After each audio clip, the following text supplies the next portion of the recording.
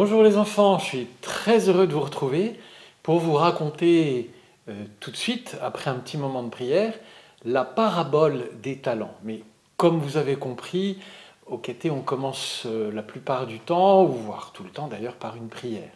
Au nom du Père, et du Fils, et du Saint-Esprit. Amen. Je vais allumer la bougie. Je ne fais pas ça dans le bon ordre, mais tout le monde s'y retrouve quand même.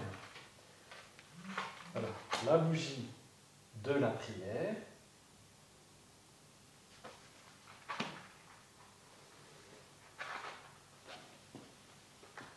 On la regarde un instant, un petit moment de silence, de recueillement. On regarde cette belle lumière qui brille. J'espère que vous la voyez sur vos écrans. Et nous confions cette rencontre, si je peux dire, au Seigneur. Seigneur, tu es là à chaque instant de ma vie.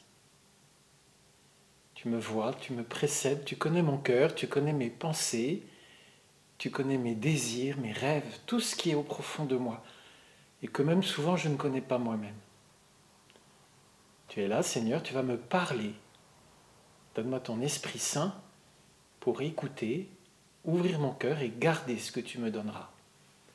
Au nom du Père et du Fils et du Saint-Esprit.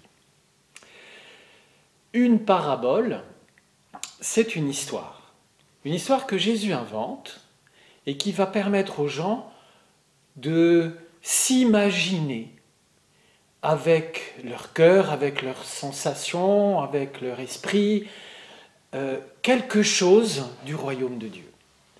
Et là, Jésus va parler d'une histoire où il y a de l'argent, mais on ne parle pas d'euros ou de dollars ou de Deutschmark comme il y avait autrefois.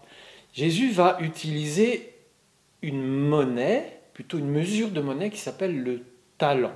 Alors vous savez, le talent, ça peut vouloir dire aussi un don, une qualité, quelque chose qu'on sait bien faire. Je peux avoir le talent de chanter, je peux avoir le talent de faire de la menuiserie, par exemple.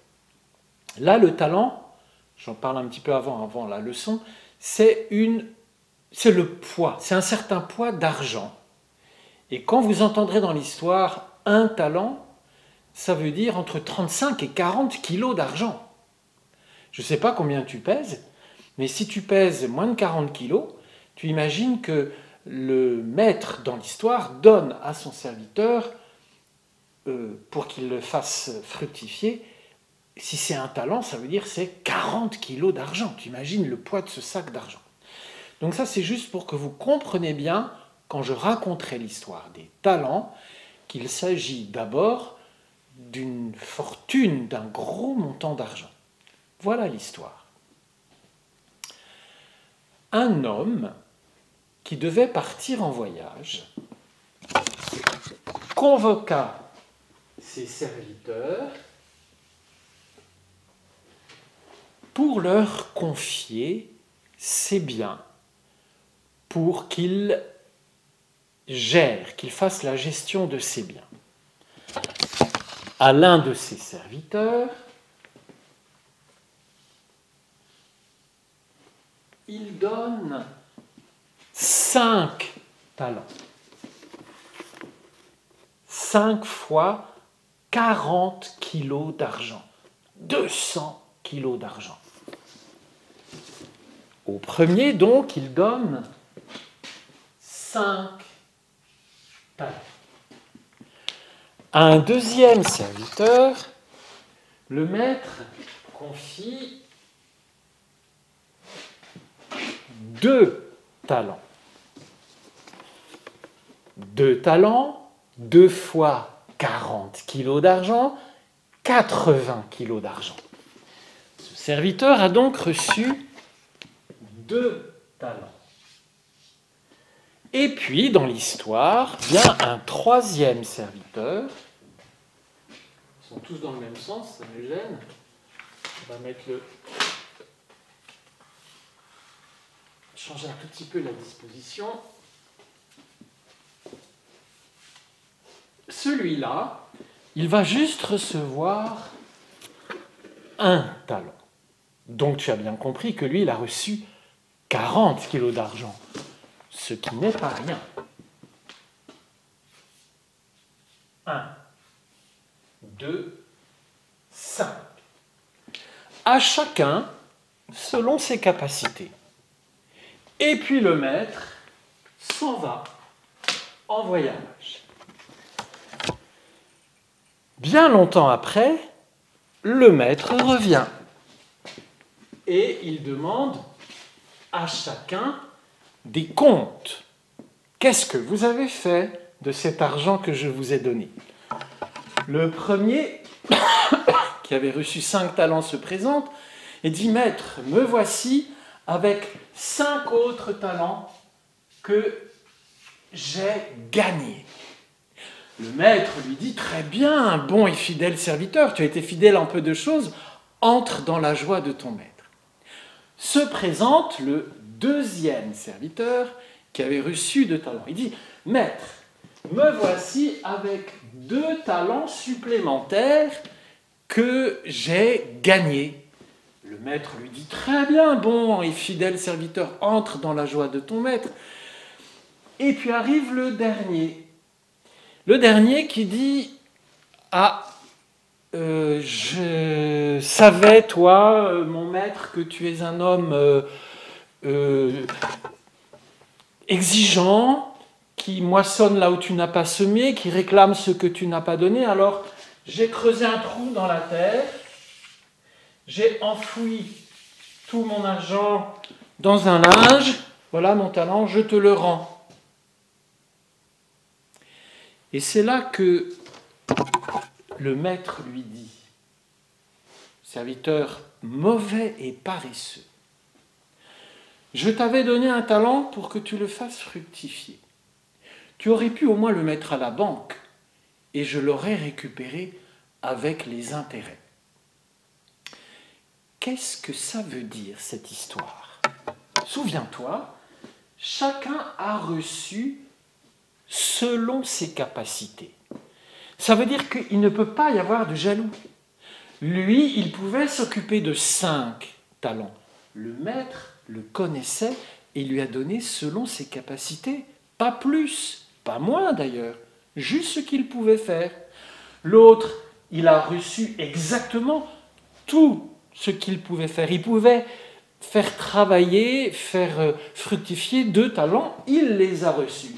Son maître le connaissait, il lui a donné sa juste mesure.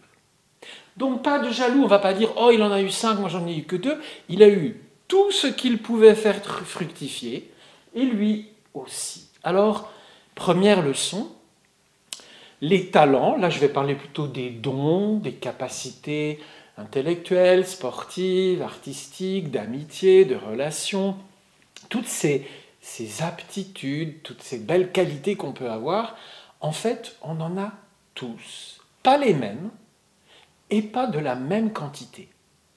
Alors, au lieu d'être jaloux parce qu'un autre a un don que je n'ai pas, je vais m'en réjouir. Pourquoi? Parce que si l'autre a bien compris, il sait que le talent qu'il a, le don qu'il a, c'est pas que pour lui. C'est pour rendre service et surtout pour augmenter la joie chez les autres. C'est pareil pour moi. Moi, si je suis un enfant qui a le talent, par exemple, de faire rire, eh bien, je vais rassembler des amis qui sont tristes pour les faire rire. Ou si j'ai beaucoup de générosité dans le cœur, je vais pouvoir aider des gens en leur prêtant des affaires ou même en leur donnant des choses qui leur manquent. Mes talents, mes dons ne sont pas que pour moi. Donc, 5 ou 2, ce n'est pas ça qui est important. Ce qui est important, c'est les mettre à la disposition des autres, en faire profiter les autres et ainsi augmenter le bien commun. Maintenant, quel est le problème pour celui-là? Tu as entendu le maître qui lui a dit « serviteur paresseux ». En fait, il a reçu quand même beaucoup selon sa capacité. Il pouvait recevoir 40 kilos d'argent, il les a reçus. Mais qu'est-ce qu'il en a fait? Rien du tout. Il les a tout simplement conservés, non pas dans un placard, mais dans un trou, bien enfermés dans un linge, mais après, il ne s'en est pas du tout occupé. Donc, nous, qu'est-ce que ça nous apprend? Première chose, quand on a des dons, des capacités, il faut les exercer.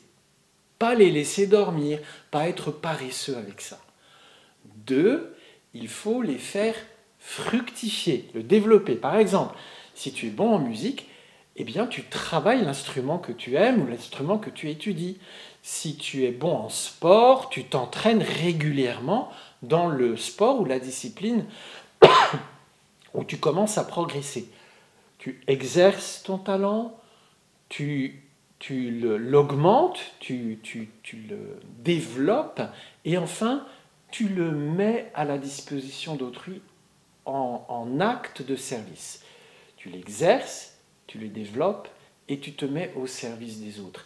Et ainsi, dans cette parabole, tu comprends que le maître de l'histoire, qui donne ses biens à ses différents serviteurs, c'est Dieu qui te donne tout ce qu'il faut pour vivre d'abord. Il te donne la vie, il te donne l'intelligence, il te donne la sensibilité, il te donne un papa, une maman, une école, enfin tout ça, ça ne vient pas directement de lui, mais c'est comme s'il était derrière la main qui te présente ces cadeaux-là. Et toi qui as la vie, l'intelligence et la sensibilité, tu vas exercer tout cela. Tu ne vas pas rester à ne rien faire dans ton coin. Tu vas développer tout cela par des apprentissages, par des exercices, par des efforts, et tu vas mettre ça au service d'autrui. C'est-à-dire, exemple, si tu as bien compris un jeu collectif et que tu connais bien la règle, tu vas pouvoir arbitrer, ou tu vas pouvoir aider les autres à bien découvrir un nouveau jeu. Ton talent, tu le mets au service des autres. Et parce que tu as cette qualité-là, autour de toi, beaucoup d'autres seront plus heureux.